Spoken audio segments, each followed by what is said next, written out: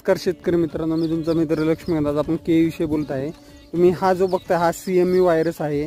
CME virus control करण्यासाठी आतापर्यंत कोणतेही औषध आलेलं नाहीये व त्याच्यावर कोणत्याही फवारण्याही नाही आहेत. तर आता तुम्हाला ही जी अशी झाडं कोणते दिसत असतात तर कृपया ती झाडं तुमच्या बागेतनं काढून टाका. यांची वाढ दमानी होते.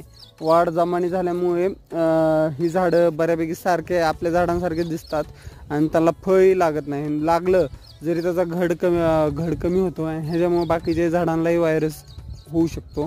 त्यामुळे ही झाड बाहेर काढून आपल्या तालीच्या बाहेर टाकून देणं महत्त्वाचं आहे. म्हणा रानाच्या बाहेर टाकणं महत्त्वाचं आहे, जेणेकरून आपले बाकीचे झाडं व्हायरस येणार नाही.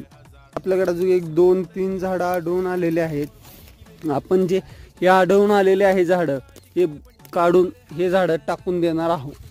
त्यामुळे सगळ्यांनी ती झाडं आहेत ते झाडं टाकून देणं महत्त्वाचं आहे, नाही तर बाकीचे झाडंही व्हायरस होऊ शकतात.